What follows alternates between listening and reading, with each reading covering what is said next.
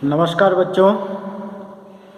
राजकीय बालिका उच्च माध्यमिक विद्यालय शाहवा के द्वारा संचालित डिजिटल क्लासेज में मैं रूपनाथ बाटी व्याख्याता भूगोल आपका स्वागत करता हूं, अभिनंदन करता हूं।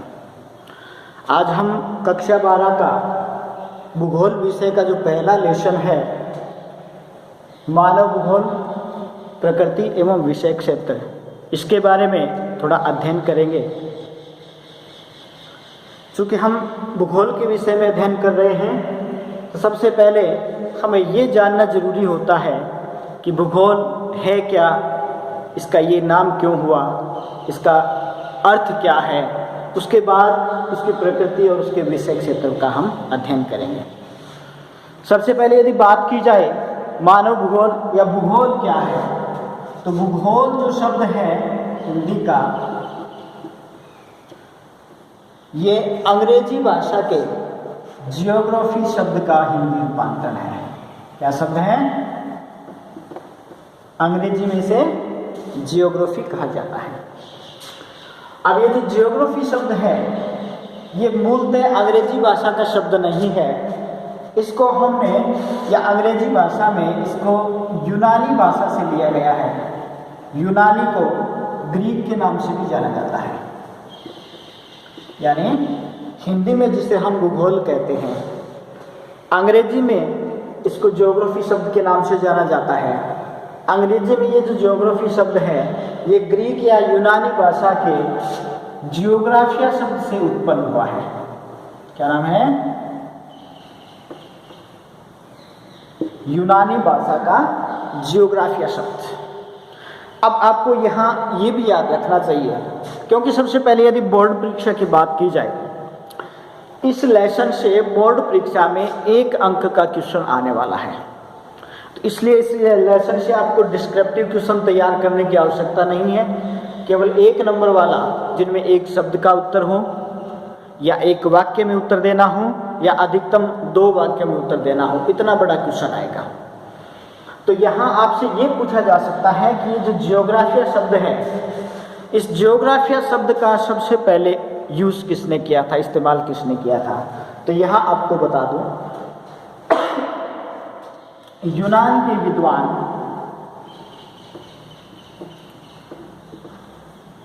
इरेटोस्थनीज, याद रखना है आपको, जियोग्राफिया शब्द का सबसे पहले इस्तेमाल किया था इरेटोस्थनीज ने, और वो कहाँ का था? यूनान का एक विद्वान था। तो यहाँ ये क्वेश्चन पूछा जा सकता है कि जियोग्राफिया शब्द के जन्मदाता कौन है, तो आपको याद रखना है इरेटोस्थनीज। तो बात हम कर रहे थे भूगोल के अर्थ की। भूगोल को अंग्रेजी भाषा के जियोग्राफी शब्द के साथ उसके समन्वय के रूप में, समानार्थी अर्थ के रूप में जाना जाता है। ज्योग्राफी शब्द जो है वो ग्रीक या यूनानी भाषा के ज्योग्राफिया शब्द से बना है, और ये ज्योग्राफिया शब्द का विश्व में सबसे पहले इस्तेमाल किया था इरेटोस्थनीज ने। इसलिए भूगोल शब्द के या ज्योग्राफी शब्द के या ज्योग्राफिया शब्द के जन्मदाता के रूप में इरेटोस्थनीज का नाम विख्यात है। ये आपको याद रखना है। अब ये जो जियोग्राफिया शब्द है, ये 2 शब्दों के मेल से बना है। इसमें पहला शब्द होता है जियो और दूसरा शब्द होता है ग्राफिया। अब इसका अर्थ पे जब हम जाएं, भूगोल या ज्योग्राफी या जियोग्राफिया, इसका अर्थ क्या है, तो उस समय यूनानी लैंग्वेज में यूनानी विद्वानों द्वारा जो ज्योग्राफिया शब्द रखा गया था, उसको 2 शब्दों के मेल से बनाया। यहाँ जियो का अर्थ होता है पृथ्वी। क्या अर्थ होता है? पृथ्वी। और जो ग्राफिया शब्द है, इसका अर्थ होता है वर्णन करना। क्या अर्थ होता है? वर्णन करना। इस प्रकार यदि प्रारंभिक अवस्था में भूगोल का या ज्योग्राफी का अर्थ यदि समझा जाए, क्या लगाया था उन विद्वानों ने, तो उनका अर्थ था पृथ्वी का वर्णन करना। ये भूगोल का अर्थ होता था।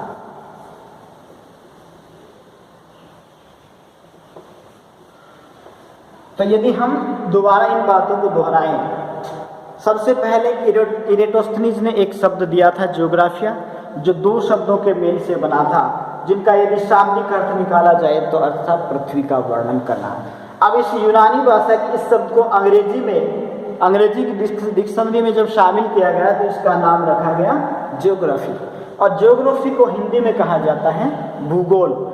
अब भूगोल नाम इसका क्यों रखा, इस पर भी थोड़ा अब हम चर्चा कर लें तो ज़्यादा बेटर रहेगा।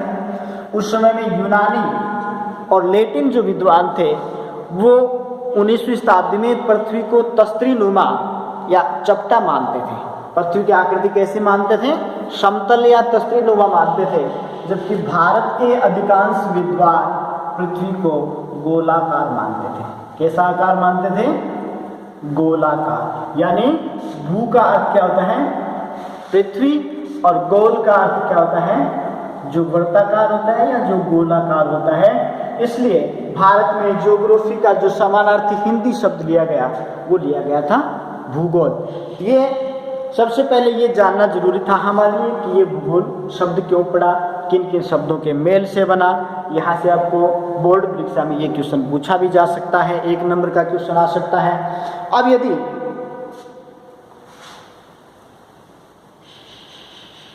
बात करें भूगोल के जन्मदाता की, यदि भूगोल शब्द के जन्मदाता की बात करें तो भूगोल शब्द के जन्मदाता इरेटोस्थनीज को माना जाता है, जबकि यदि भूगोल के जन्मदाता की बात की जाए तो भूगोल विषय के जन्मदाता हिक्केटियस को माना जाता है।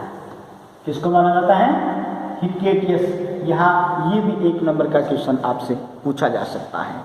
तो ये तो रहा हमारा जो विषय है जिसका हम आज अध्ययन शुरू करेंगे, भूगोल विषय, उसका अर्थ किन किन शब्दों से बना है, शब्दों का अर्थ क्या है, शब्दों को जन्म किसने दिया या शब्दों के जनक किसे माना जाता है, इन तथ्यों पर हमने चर्चा की। अब यदि हम अपने आज के सब्जेक्ट मैटर पर आए तो हमारे भूगोल विषय की पुस्तक का जो पहला लेसन है वो है मानव भूगोल, प्रकृति और विषय क्षेत्र। अब इसी शब्द पर यदि हम चर्चा करें तो भूगोल है उसको मुख्यतः 2 शाखाओं में विभाजित किया जाता है। भूगोल की 2 शाखाएं होती हैं। कौन कौन सी, ये भी पूछा जा सकता है। भूगोल की आधारभूत 2 शाखाएं होती है, या आधारभूत शाखाएं कितनी होती है, तो आपको ये याद रखना है इसकी 2 शाखाएं होती हैं। एक होता है भौतिक भूगोल और इसकी दूसरी शाखा होती है मानव भूगोल।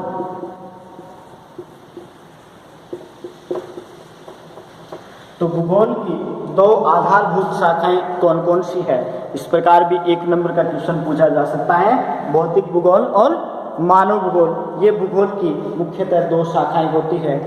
अब यदि भौतिक भूगोल के अर्थ की हम बात करें कि भौतिक भूगोल क्या होता है, तो भौतिक भूगोल में भौतिक पर्यावरण, किसका, भौतिक पर्यावरण का अध्ययन किया जाता है।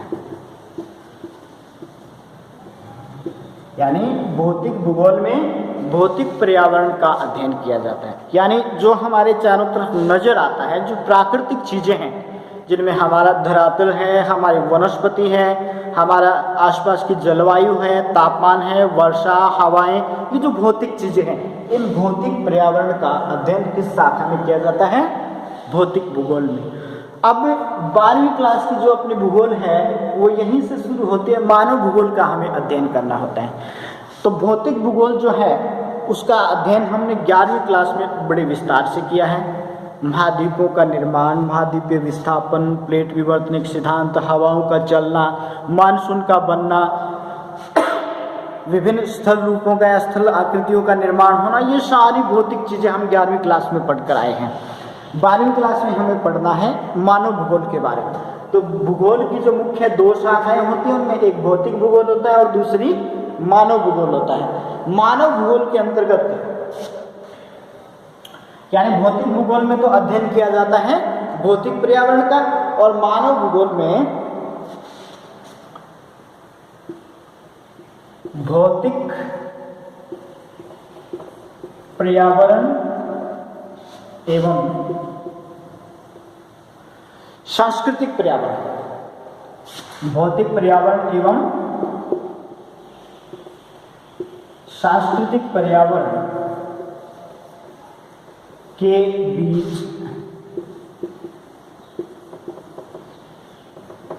संबंधों का अध्ययन किया जाता है।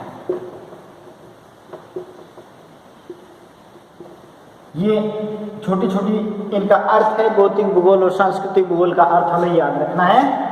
तो ये बातें आपको याद रखनी चाहिए कि भौतिक भूगोल में किन चीज़ों का अध्ययन किया जाता है और मानव भूगोल में किन चीज़ों का अध्ययन किया जाता है। तो भौतिक भूगोल में तो भौतिक पर्यावरण का यानी जो भौगोलिक चीज़ें हमारे आसपास हमारे चारों तरफ है उनका अध्ययन किया जाता है। जबकि मानव भूगोल के अंदर देखिए, यहाँ ध्यान दीजिए, भौतिक पर्यावरण जो प्राकृतिक चीज़ें हैं उनका तो अध्ययन होता ही है, लेकिन उनका सांस्कृतिक पर्यावरण यानी सीधे शब्दों में यदि इसको समझा जाए तो मानव भूगोल में मानव और प्रकृति के बीच यानी सांस्कृतिक पर्यावरण जो मानव निर्मित होता है वो सांस्कृतिक पर्यावरण, और भौतिक पर्यावरण जो ईश्वर रचित है, जो प्रकृति प्रदत्त जो पर्यावरण है, तो इनके बीच के संबंधों का अध्ययन किया जाता है। सीधे शब्दों में यदि समझा जाए मानव भूगोल में किन चीजों का अध्ययन किया जाता है, तो मानव एवं प्रकृति के मध्य संबंधों का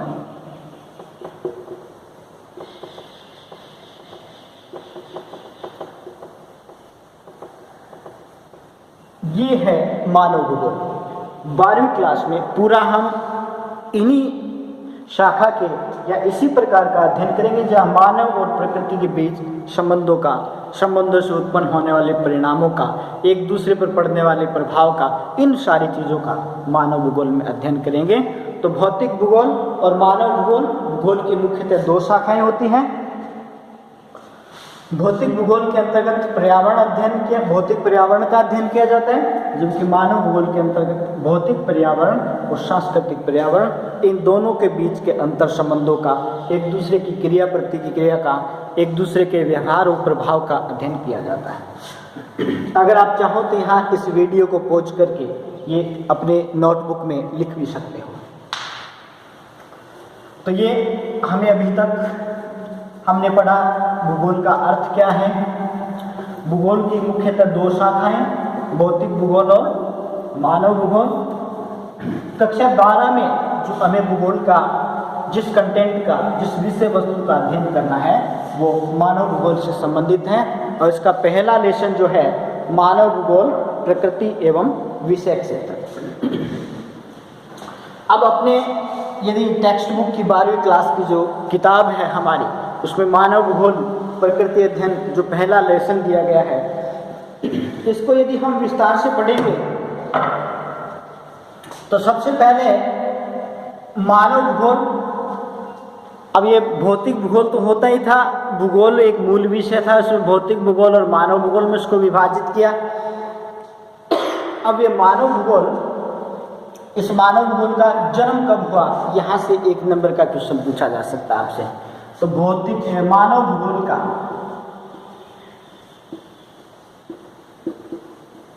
यानी मानव भूगोल का जन्म कब हुआ, मानव भूगोल का प्रादुर्भाव विकास कब हुआ, तो यहाँ से आपको एक प्रश्न पूछा जा सकता है। मानव भूगोल का प्रादुर्भाव व विकास कब से माना जाता है। प्रादुर्भाव यानी उसका जन्म कब हुआ, अस्तित्व में कब आई, इसका प्रादुर्भाव एवं विकास 18वीं शताब्दी से माना जाता है। 1 नंबर का क्वेश्चन पूछा जा सकता है। 18वीं सदी से माना जाता है, यानी 18वीं सदी में मानव भूगोल अपने अस्तित्व में आ गया था, अपने प्रादुर्भाव में आ गया था, इसका जन्म हो गया था। लेकिन बात करें, ये उस समय की बात है जब मानव भूगोल के अंतर्गत कृषि, पशुपालन, इस प्रकार की जो मूलभूत आवश्यकताओं को पूर्ति करने वाला मानव था, उनकी गतिविधियों का ही अध्ययन किया जाता था।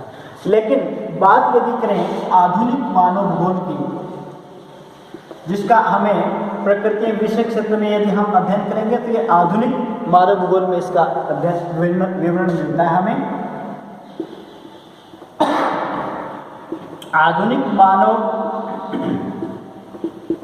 भूगोल का प्रारंभ या प्रादुर्भाव या इसकी शुरुआत हम कह सकते हैं। तो एक विद्वान हुए थे जिसको आधुनिक मानव भूगोल का जनक कहा जाता है 20वीं शताब्दी में, वो थे फ्रेडरिक रेटजेल।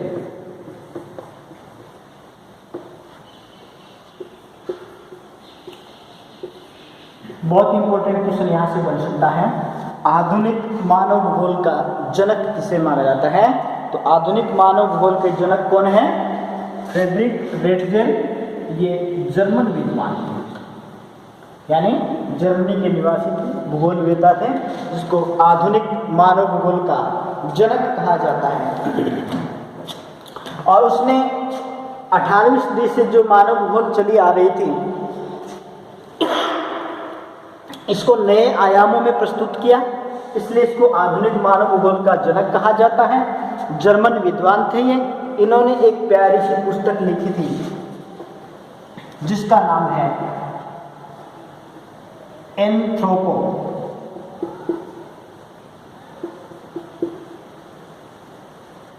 जियोग्राफी। क्या नाम है? एंथ्रोपो जियोग्राफी, यानी आधुनिक मानव भूगोल के जनक जर्मन विद्वान फ्रेडरिक रेटजेल को माना जाता है, जिन्होंने आधुनिक मानव भूगोल के बारे में जो वर्णन प्रस्तुत किया था वो अपनी एक पुस्तक में प्रस्तुत किया था, और उस पुस्तक का नाम है एंथ्रोपो जियोग्राफी। यहाँ से किसी भी एंगल से 1 नंबर का क्वेश्चन पूछा जा सकता है। आधुनिक मानव भूगोल के जनक का नाम बताइए। आधुनिक मानव भूगोल के जनक फ्रेडरिक रेटजेल की पुस्तक का नाम बताइए। किसी भी प्रकार से यहाँ से आपको क्वेश्चन पूछा जा सकता है। अब जो फ्रेडरिक रेटजेल जो जर्मनी के विद्वान थे, जिन्होंने अपनी पुस्तक एंथ्रोपो जियोग्राफी में आधुनिक मानव भूगोल का वर्णन किया है, उन्होंने